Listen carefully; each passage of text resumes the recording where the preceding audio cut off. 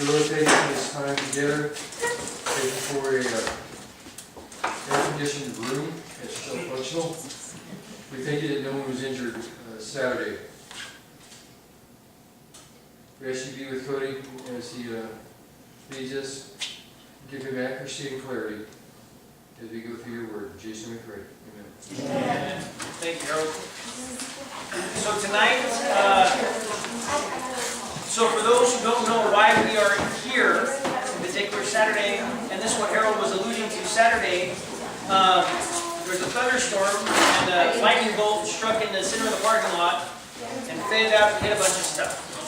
And so the air conditioner, one of the air conditioners in the main building is out, and a number of other electrical things quit doing their job. So that's what Harold was talking about. Tonight's lesson, how does faith affect my spiritual growth? How does faith affect my spiritual growth? And the first passage that I'm reminded of is Hebrews chapter 11, verse 6. It's fine, I got it. Someone can go ahead and read that for us real loud. I got it. And without faith it is impossible to please God, because anyone who comes to Him must believe that He exists, and He rewards those who earnestly seek Him. Right? So without faith, it is impossible to please God, because whoever comes to Him must believe that He exists, and that He is a rewarder of those who earnestly seek Him. You're welcome, if you want, you're welcome to come up and grab a chair and take it wherever you feel like that will make you comfortable.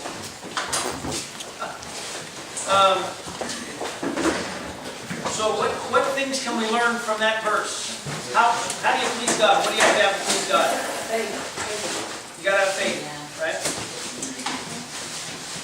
And what are the elements that make up faith that are mentioned in that passage? Believe what? So according to this passage, there you go, that He exists. Very first step. It's hard to please God if you don't believe He even exists, right? And what's the second thing you have to believe? That He's a rewarder of those who earnestly seek Him. It's an interesting thing because I've heard, we've talked about this in the past, I've heard people pretend, or I shouldn't say pretend, I've heard people reason that if you get anything from God, if there's any reward, then your faith must not be genuine. You know, that the only way to actually have a good faith is to have a completely selfless faith. According to this verse, is it okay to have some level of selfish motive for your faith in God? Right. Right? I mean, is it some sinister thing to think that God would want to reward those who earnestly seek Him? As a matter of fact, the only type of faith that seems to please God is a faith that believes that God will reward those who earnestly seek Him, right? So, you must believe that He exists. If we turn over to Romans chapter 1.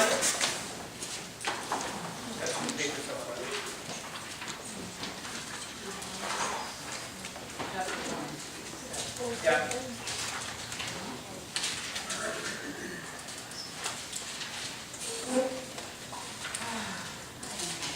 Beginning in verse 16. He says, "For I am not ashamed of the gospel, for it is the power of God for salvation to everyone who believes, to the Jew first and also to the Greek. For in it the righteousness of God is revealed from faith for faith. As it is written, the righteous shall live by faith. For the wrath of God is being revealed against all the ungodliness and unrighteousness of men who, by their unrighteousness, suppress the truth. For what can be known about God is plain to them, because He has shown it to them. For His invisible attributes, namely His eternal power and His divine nature, have clearly been perceived ever since the creation of the world and the things that has been made, so that they are what? Without excuse. So that they're without excuse. It is the case that everyone who looks at the natural world, you should be able to tell from science the reality that there is some God. Even if you don't know what that is, you should be able to tell that there is a God. Right? And I think that's the level in Hebrews chapter 11, 6. I think that's the level of the fundamental beginning point for God, where He says, without faith it's impossible to please God, because whoever comes to Him must believe that He exists, that isn't even a statement of getting the identity right. Before you can even get the identity right, what do you have to believe? That there is a God, right? So yeah, so do we know, according to the Bible, do we have any excuse for saying, well, you know, I just don't know if there's a God?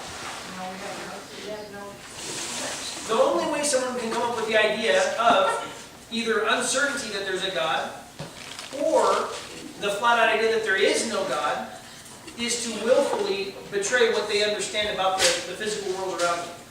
Right? There's just too much order in this world for that. I was talking to somebody the other day, and we were talking about how we interact with people we have disagreement with, and especially in the church, and especially with on theological issues, right? And so it's interesting. One of the subjects that came up was the subject of cigarette smoking. And I'm not trying to encourage anybody to get involved in cigarette smoking or any of that stuff. But the question was asked, is cigarette smoking a sin? Right? Is smoking a cigarette a sin? Was the question I was asked. And is it wise to smoke? Let's start with that. No, it's foolish to smoke cigarettes, right? Like that's clearly a poor choice. Are there things that are unwise but also don't quite meet the criteria of sin? If you smoke a cigarette, are you going to go to hell? Right? If you have a settled practice of smoking cigarettes and letting that be what rules your life, do you risk getting yourself into an idolicious situation? I don't know what the word, not idealicious or an idealistic, but an idol-like. Can you treat cigarettes or alcohol or any of those substances as an idol? Yes. Absolutely. Right? Ice cream. Ice cream. Right. Hey. Right. The more money, the more What's ice that? cream. I think that's more of a crutch. You're suddenly hooked on it. I don't know if it's your idol, it's something you... Right. Is substance abuse, I will just say this, in regard to substance abuse, I have seen people steal from their grandparents. I've seen my house get robbed 9 times in the course of 1 year for the root of substance abuse, right? For somebody wanting, and these are people that go to church. I'm not talking about nasty old scummy worldly people. I'm talking about, I've seen people who grew up in the church go and steal and rob, and the thing was they would say, well, my desire to have this thing is so great, I can't bear to not do this. They know what they're doing is wrong when they go to steal stuff, right? Well, it goes past desire and they think it's a need. Right, right, like a breathing air technique. They see it on that level. So, yes, substances can absolutely send you to hell. Substance abuse can send you to hell. There's no question with that. How about sports? There are some people that are so addicted to sports that they can't do anything for God because sports is what rules their life. You just said right there. Right. You start putting stuff before God, Right. then That's what it is. It is what it is. Absolutely. And that can be sports, that can be your job, that can be your car. Somebody gets the car that they've always wanted, and all they have time for is their car. And you can even do that with a wife or a girlfriend. You can have that person be such a focus in your life that you can't do anything for God. Did God design us to be crippled and ineffective? No. He designed us to when we interact, for us to interact with each other in a way that encourages and builds each other up and becomes more effective. But I love Acts chapter 17, beginning in verse 22 to 34. And I really appreciate the way that he goes about this. Can I say one thing? Yes, sir. So when I took to quit smoking cigarettes, and I was a smoking commission at the time. I would look to help myself with God. I would get great from it. I put 1 Corinthians 6, 19 and 20. Or do you not know that your body is a temple of the Holy Spirit who is in you, whom you have from God, and that you are not your own? For you have been bought with a price, therefore glorify God in your body. Absolutely. And God knows that where you're at and you're seeking God and turning to God. Whatever. You say come as you are. After you become perfect and then become. Careful that doesn't mean talk about cigarettes, and then what's next? Right. Okay, I'm overweight, so, temple that I'm in, I'm taking care of that, they should. Right. Well, and I think there's some truth to that as well. I don't think it expresses flawless wisdom, and I'm not trying to knock anybody that may perceive themselves as being overweight. I'm not taking a seat of judgment on anybody, right? But I don't think it is a sign of wisdom for godly people to be overweight. I mean, there's something, there are genetics that plays into it, right? And there's some stuff that genetically you can't do anything about. There's also some stuff that you could do something about, but you don't have the willpower to do it. And as Christians, are we supposed to have willpower and self-control? And that's supposed to be in regard to every scenario in life. There are things that we fail at. What do we strive for? And this is the beautiful thing: is what is it to practice righteousness? The reason I love the word practice, if you practice playing the piano, you sometimes hit the wrong key, right? But what are you practicing? What are you trying to do? What's your goal? To get the song right. Now, if you practice being lousy at the piano, right? If your goal is to be the most painful to the ear pianist, right? If that's what you're practicing, That's a high mark, there's so many that qualify. right? So many that are overachieving already in that field, right? But that's the same thing. That's what it is. So that should give you an example of what it is to practice sin as opposed to practicing righteousness. Right? There's some people who are trying to not make the mark, and then there's some people who try to make the mark. Right? Yes, ma'am. What I usually think, the ones that have it in their head, they plan to not see they're going to make a mistake. We as Christians don't plan to sin. Right. Right. Right. Yeah. And that's those things where we plan on doing right, but we make poor choices along the way of life. Right. We get into a detour. Absolutely. And they're not intended for choices, but daily life can. The poor choices that teaches us. Right. As long as we're on the mark.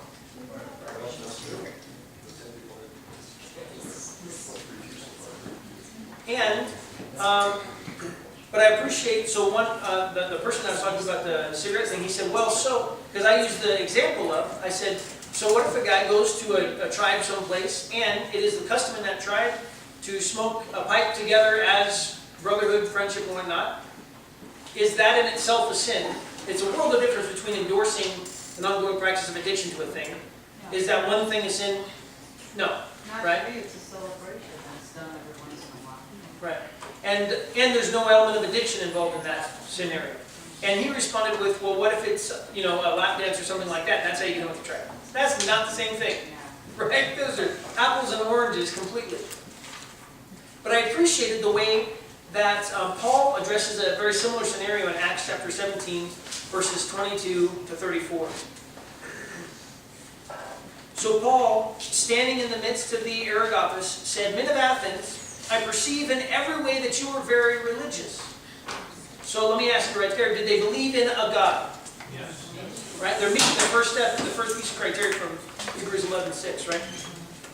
Perceive that in every way you're very religious. For as I passed along and observed the objects of your worship, I found also an altar with this inscription: to the unknown God.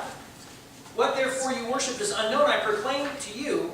The God who made the world and everything in it, being Lord of the heaven and the earth, does not live in temples made by man, nor is he served by human hands as though he needed anything, since he himself gives to all mankind life and breath and everything.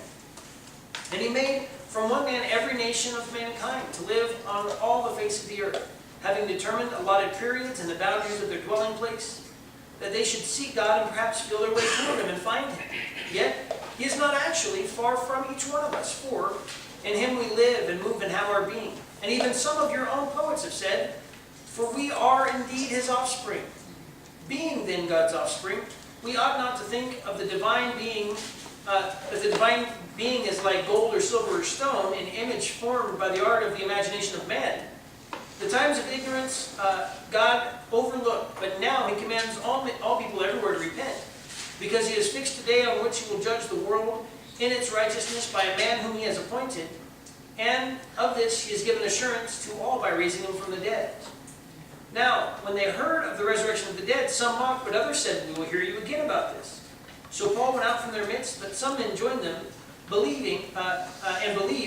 Among them also were Dionysius and I can't say this other name, Areopagites, and a woman named Darmas, and others with them. Right? Could Paul have dealt with that scenario differently? Yes. Could Paul have come in and said, "You guys with your stinky idols, I got news for you. None of these idols are right." And would Paul have even been right? Could he have made a biblical argument for that approach? I think so. But is there something valuable about finding a place to meet somebody and bringing the gospel in a way that they can digest? Absolutely, right? Now I appreciate that he says you have to believe that there is a God and you have to believe that he's a rewarder of those who earnestly seek to serve him. They believed there was a God, and I'm even suspicious they believed that he was a rewarder of those who would seek to serve him, because why else would they have the idols in the first place? And when you get a person who on some level is searching to honor God, even if they don't know who he is, guess what? You can do something with that. You can actually minister with that. It's interesting because here is an opposite scenario. So if you go to Jonah chapter 3,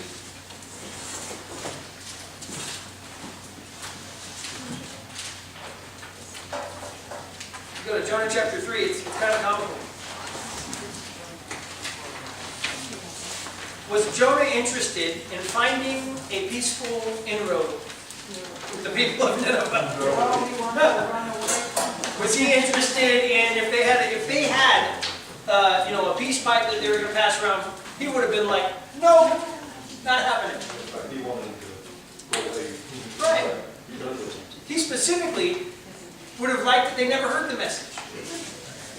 So look at chapter 3. It says, "Then the word of the Lord came to Jonah the second time, saying, Arise and go to Nineveh, the great city, call out against it a message that I tell you. So Jonah arose and went to Nineveh according to the word of the Lord. Now Nineveh was an exceedingly great city, 3 days' journey in breadth. Jonah began to go in the city, going a day's journey, and he called out." Now, I just want to point out, I'm curious if this is the totality of what he said. And because I could see that being the case. So it kind of makes me giggle. So he calls out, "Yet 40 days and Nineveh shall be overthrown." And I'm curious if he just walked around and just shouted that out with no explanation. Because he strikes me as that kind of guy. Right? Who would do that? Right? And they say, "Go away, you smell like fish." Right? So check this out. I think Scripture paints a picture that he was not gentle, not kind, probably brash, and likely knuckleheadish. Right? God's doing this tree, and I'm going to sit outside and watch. Right, now I'm going to sit here and pout. Right? And so it says, "And the people of Nineveh, what? What? Like, that's crazy. I'm suspicious that this might be the worst sermon in all of biblical history. But guess what? Did it produce faith? Amen. I just want to say it goes to show that no matter how lousy I am, on some level, I can't mess it up. Right? On some level, I'm sure I can. But also on another level, it would be hard to do a worse sermon than what Jonah was trying to accomplish. You know? And it says, "The word reached the king of Nineveh, and he arose from his throne, and he removed his robe. He covered himself with sackcloth and sat in ashes. And he issued a proclamation and published through Nineveh, by the decree of the king and his nobles, let neither man nor beast, herd nor flock taste anything. Let him not feed or drink water, but let man and beast be covered with sackcloth, and let them call out mightily to God. Let everyone turn from his evil way and from the violence that is in his hands." Who knows?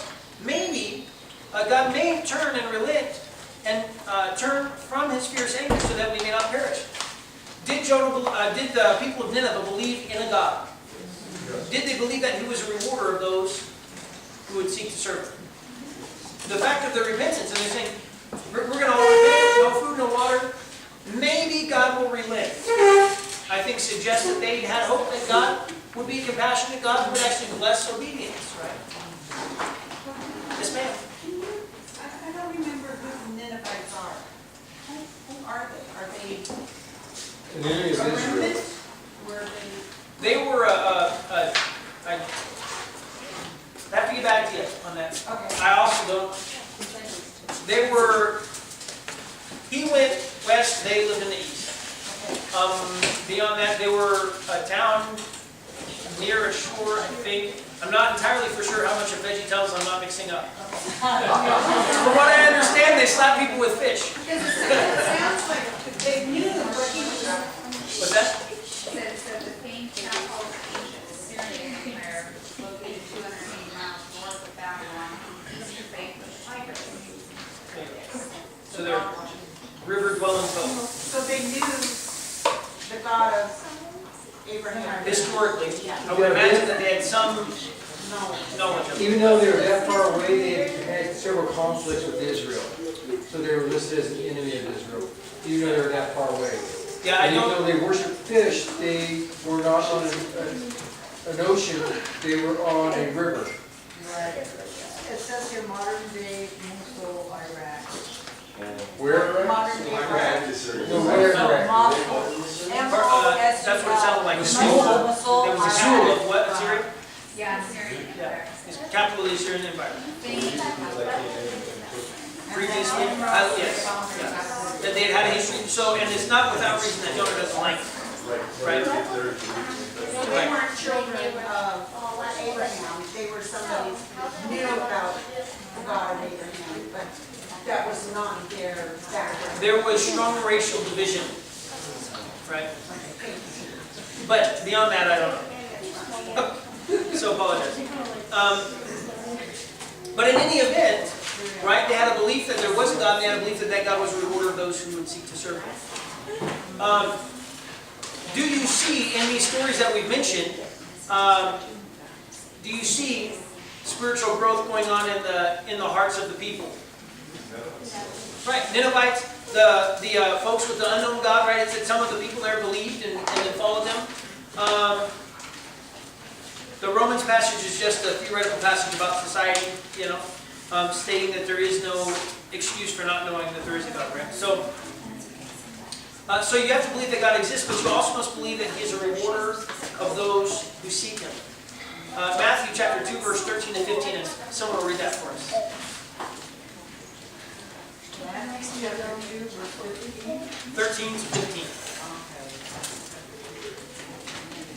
After they were gone, an angel of the Lord suddenly appeared to Joseph in a dream, saying, "Get up, take the child and his mother, flee to Egypt, and stay there until I tell you. For Herod is about to search for the child to destroy him." So he got up, took the child and his mother during the night, and escaped to Egypt. He stayed until Herod's death, so that what was spoken by the Lord through the prophet might be fulfilled. Out of Egypt I call my son. So let me ask you this. If Joseph didn't go, what would be your personal estimation of Joseph's faith? If the angel appeared and said, "You got to get out of here, they're going to come kill your kid," and Joseph stayed, does he have faith or not? Right? Right? That'd be a statement of a lack of faith. If it's not accompanied with obedience, guess what you don't have? You don't have faith, right? So why did he go to Egypt then? What did Joseph have that caused him to go to Egypt? Faith. He was told to, right? And he believed it. So we have the evidence of his faith. The fact that he went to Egypt is evidence of his faith, right? Genesis. Right. To continue with her and not to put her away, right? Genesis chapter 15, verse 6. If someone will read that for us.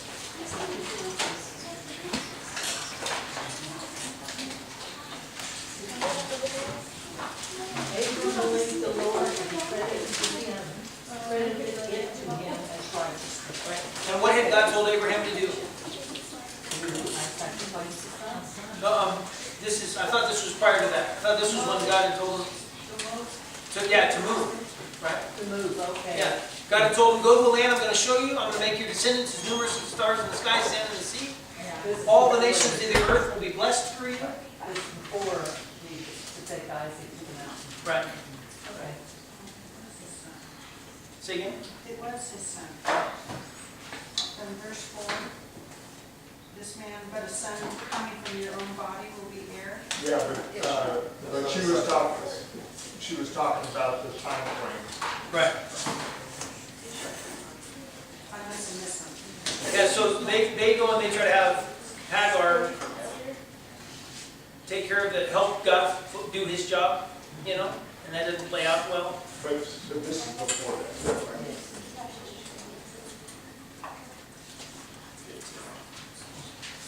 Yeah, because he's still called Abram here. Yeah, it's Yeah. still called it, so this is, so we're talking earlier.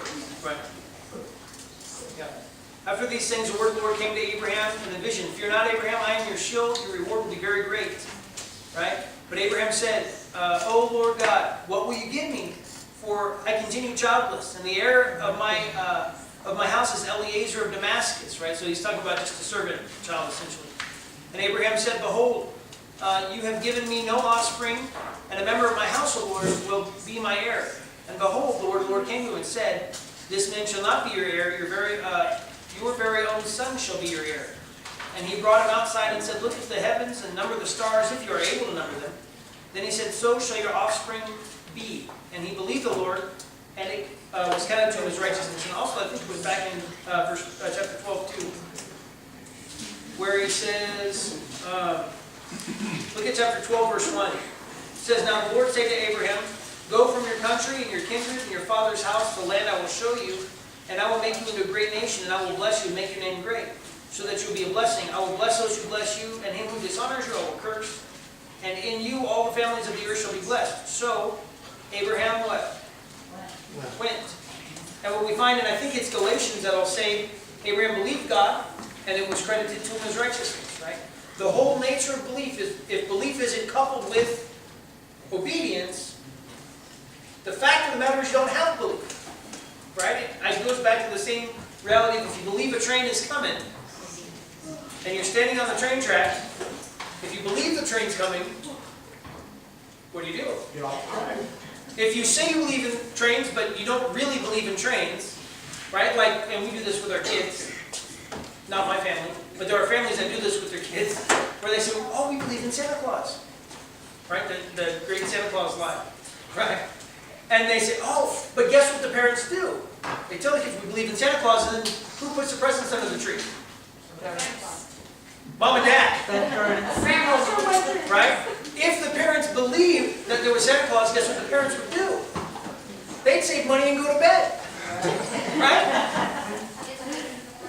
Right. But guess what? The parents don't believe in Santa Claus, so what do? Because they don't believe in Santa Claus? They go buy presents, wrap them, hide them, and then Christmas Eve they tuck them under the tree. Unless the child finds the gift Listen. before. I Bills. Oh my God. Yeah. So, what kid has it? Thank you. Thank you. She is kind. She said, what kid hasn't done it? Appreciate it. So why go to the land that God has promised him? Because God told. Because you have faith, right? You don't do those things without faith, right? Genesis chapter 6, 5 to 22.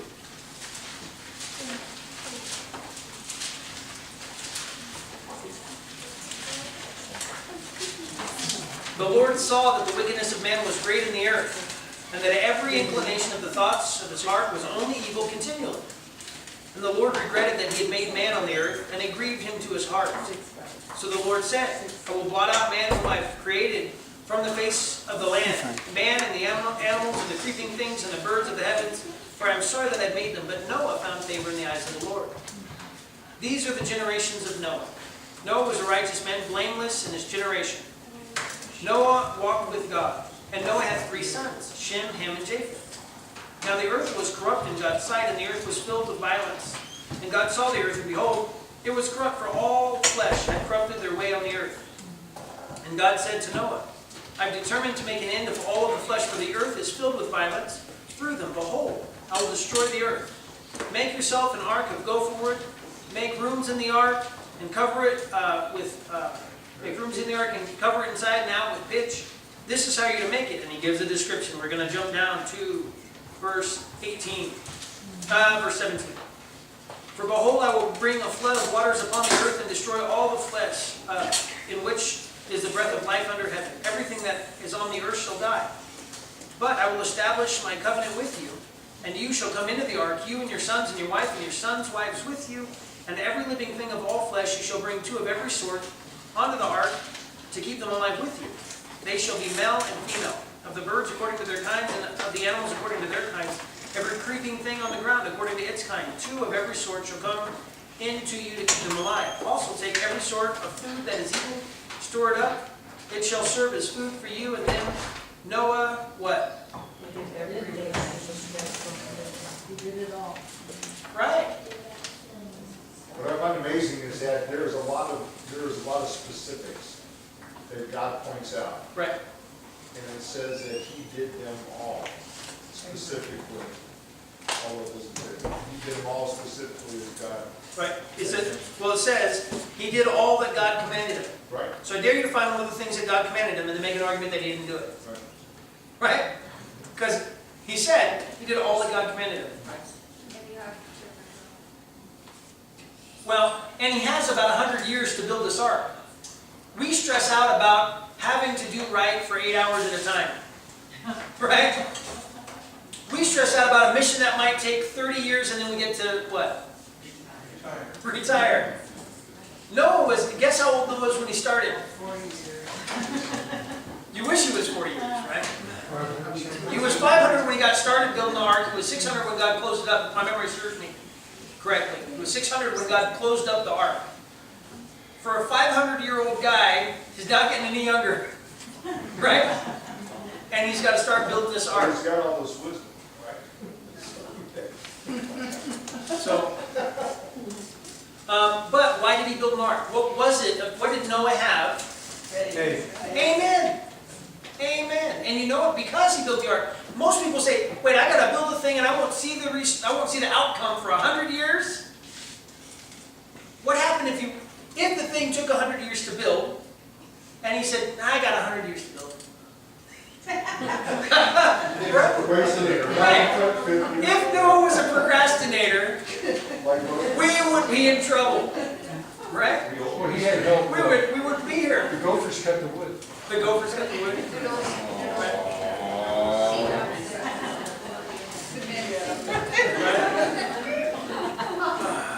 So,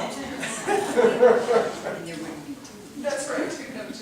so the beauty of it is when we act in faith and we do things with faith, faith fulfilled produces confidence. But going back to the specifics, there are specifically things that God calls us to do. Right. Right. Right. It's not this horseshoe thing of, within a horseshoe length, you're good to go. Right. There is stuff that God calls us directly to do specific stuff. And it's interesting because the Romans passage talk about that men may feel their way towards him. But even being towards him still isn't with him. Right. Right? But you aren't even going to get towards him if you just start off with saying, "Oh, there's no God." And even if there was, he wouldn't reward me if I did what he asked anyways. What would that do? Would that make you run towards God? If you didn't think God would reward you for trying to seek him, would you move toward God or would you count God as an enemy? You'd have to count him as an enemy, right? If you thought, he's not going to bless me no matter what I do, I might as well do what I want. That would be that logic reasoned out, right? So, I think sometimes those rewards and blessings you're not going to see till you get to heaven. might be 100 years. Because sometimes when you're being faithful, Right. you're going to be, you're going to be at, lose a job or lose relationships and stuff like that because you're a follower of Jesus Christ. Well, and going back to specific questions.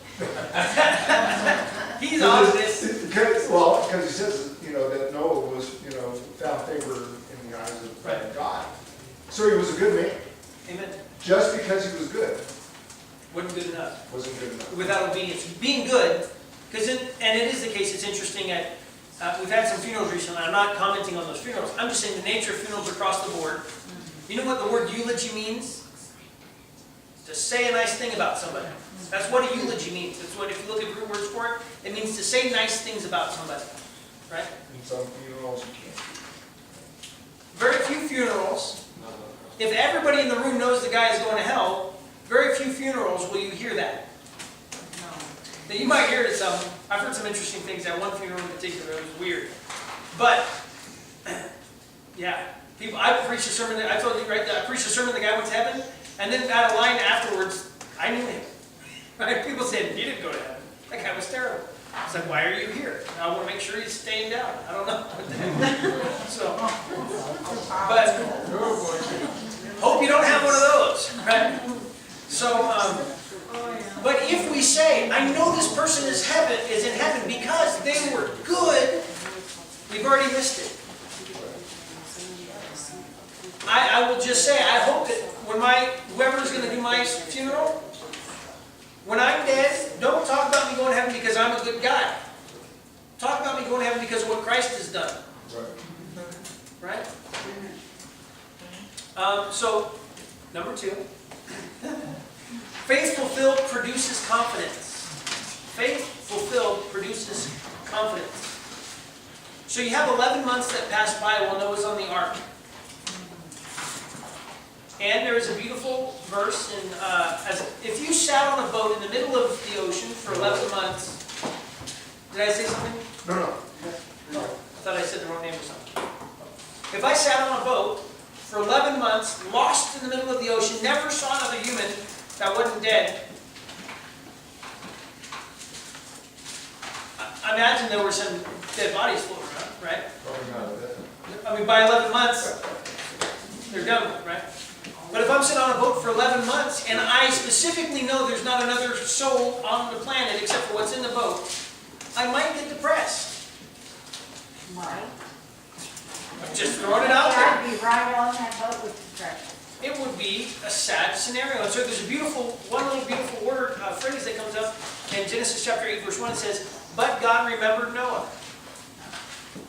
Right? And how sad would it be to be on a boat in the middle of a global ocean and be forgotten? Right? Is God a rewarder of those who seek Him? Yes. Absolutely. Here Noah's on this boat, and God could have, had he had some wicked, vile, cold, cruel God, God could have just gone off and done other stuff. But what did He do? He remembered Noah. Right?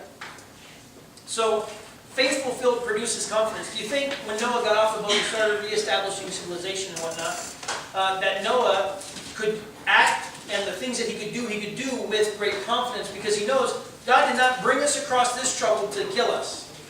If He was going to kill us, wouldn't He just left us on a boat? Right?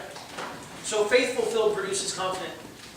James chapter 1 verses 2 to 4. Someone can read that for us. My brethren, count it all joy when you fall into diverse temptations, knowing this, that the trying of your faith worketh patience. So how does faith affect my spiritual growth? And we're not just that, we're supposed to consider all joy when our faith is tested. A year later. Right. Yeah. She said a year later. Right, here's Noah sitting, right? Is that what you said? Yeah, Noah sitting on a boat. Years later. Oh, years later? A year later or years later. Right. If I remember back. Right. If God has saved you from trouble in the past, what is it likely He'll do in the future? If God remembers Noah on a boat, what is it likely He'll do for you? I mean, isn't that the whole basis of our faith anyways? That we can look back at the way God interacted with mankind throughout history, and we can build an expectation for how God will interact with mankind in the future. Absolutely. Faith believes that God will reward. It's interesting, we're going to talk about some marvelous faith Talk about some marvelous faith. Someone read Mark chapter 6, verses 1 to 6. I'm so disappointed. My paper, I just realized my paper is wrong. So mark out, if you don't mind, mark out, in the first one there, mark out centurion, and mark out the T. Did he, or did, I guess you have to say, did they? Did they believe in God? Did they believe that God was a rewarder of those who would seek Him? Sorry. Mark chapter 6, verses 1 to 6. Sure. Jesus left there and went to his hometown, accompanied by his disciples. When the Sabbath came, he began to teach in the synagogue, and many who heard him were amazed. "Where did this man get these things?" they asked. "What's this wisdom that has been given him? What are these remarkable miracles that he is performing? Isn't this the carpenter? Isn't this Mary's son and the brother of James, Joseph, Judas, and Simon? Aren't his sisters here with us?" And they took offense at him. Jesus said to them, "A prophet is not without honor except in his own town, among his relatives, and in his own home." He could not do any miracles there except lay his hands on a few sick people and heal them. He was amazed by their lack of faith. So, who wants to have marvelous faith?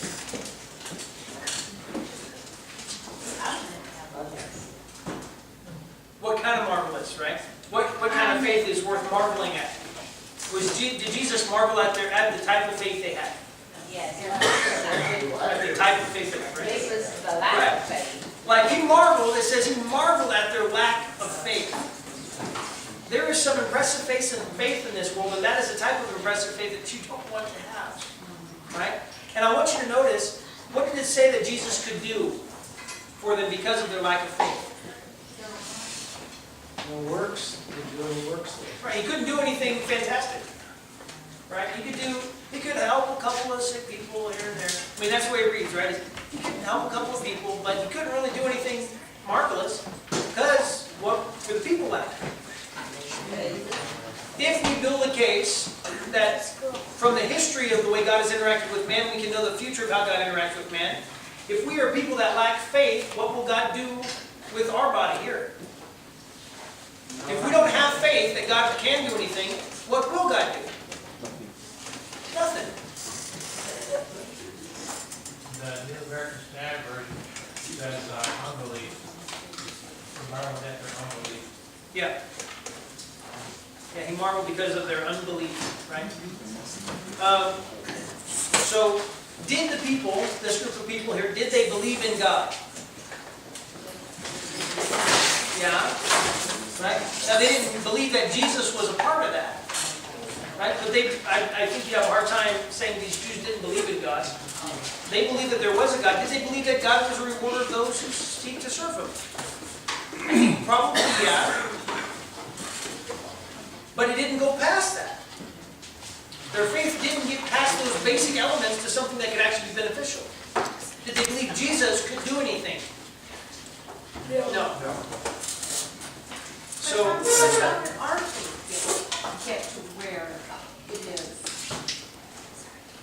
Each of us individually, how did our faith get to where it was? Because at one point we didn't have faith, so how did it get there? So, and I'm suspicious that we, with small things, we put a small thing in the hands of God. And then if God fulfills it, we're like, maybe there's something to this.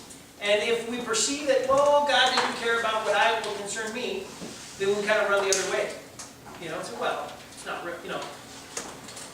If at some point we have to believe that there is a God in the first place, to even do that little of a thing, right? To even put, and I'm going to sound doofusy, but that's okay. When I was younger, and I'd walk on the way to school, I remember times when I would pray, God, just let me pass this test. Right? Without faith. Right. Let me just have, give me just a moment of inspiration here and whatnot. I will tell you, as a child, there were a number of prayers that got answered.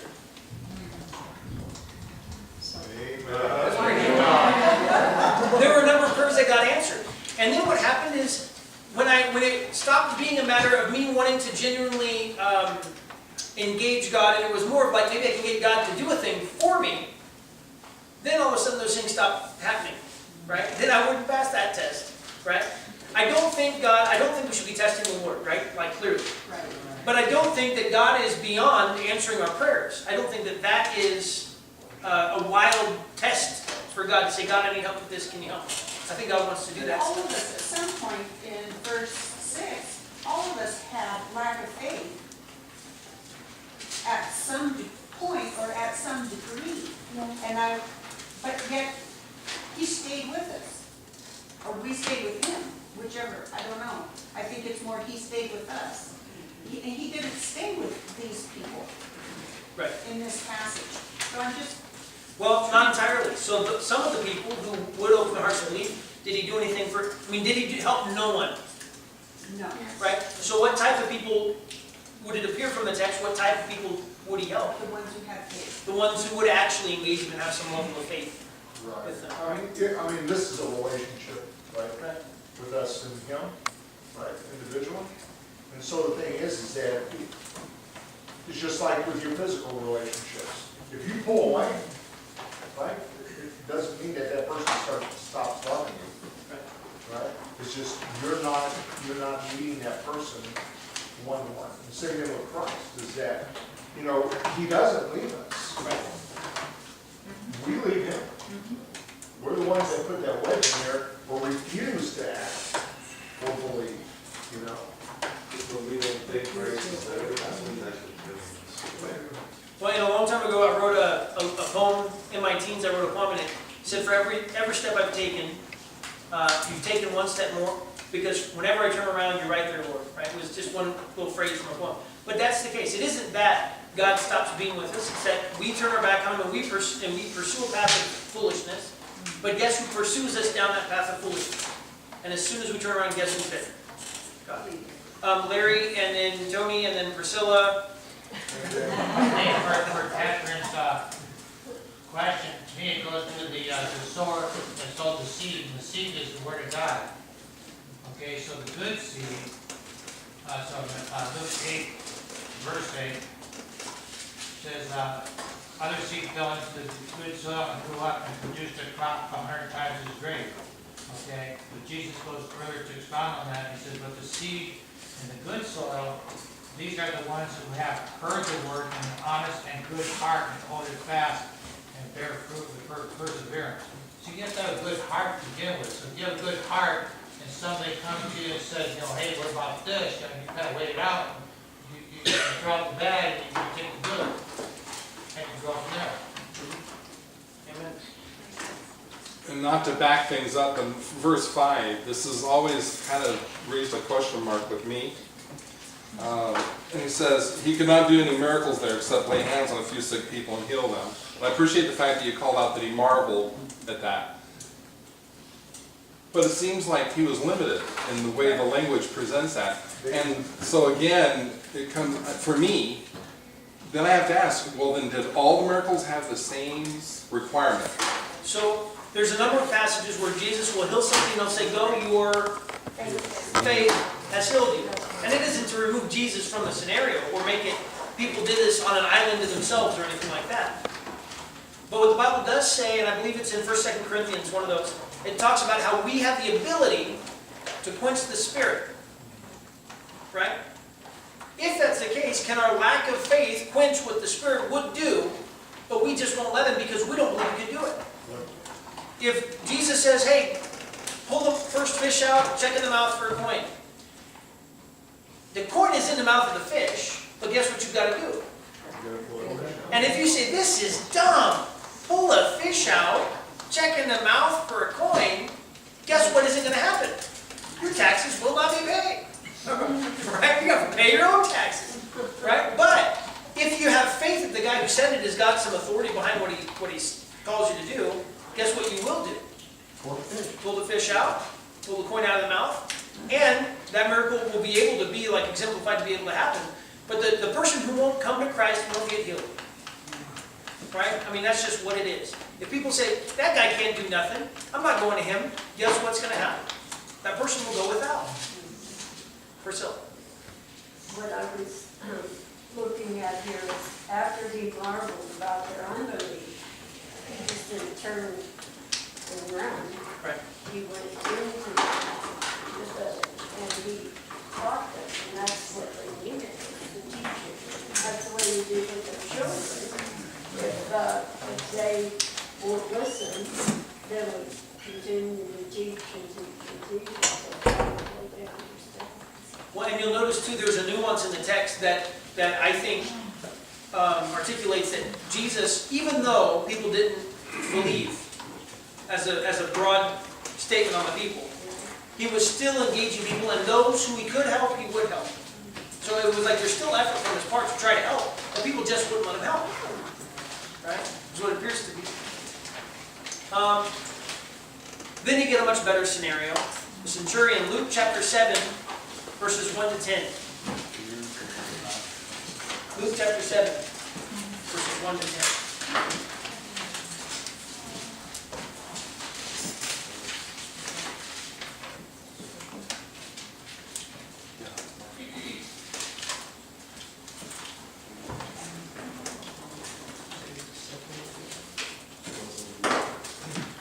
When he had completed all his discourse in the hearing of the people, he went to Capernaum.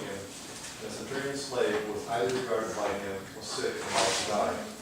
When he had heard about Jesus, he sent to the Jewish elders asking him to come and save the life of his slave. When they came to Jesus, they earnestly implored him, saying, "He is worthy for you to grant this to him, for he loves our nation, and it was he who built us our synagogue." Now Jesus started on his way with them, and when he was not far from the house, the centurion sent for him, saying to him, "Lord, do not trouble yourself further, for I am not worthy for you to come under my roof. For this reason I did not even consider myself worthy to come to you, but just say the word, and my servant will speak." Right? I said the 10. Yeah. Brian,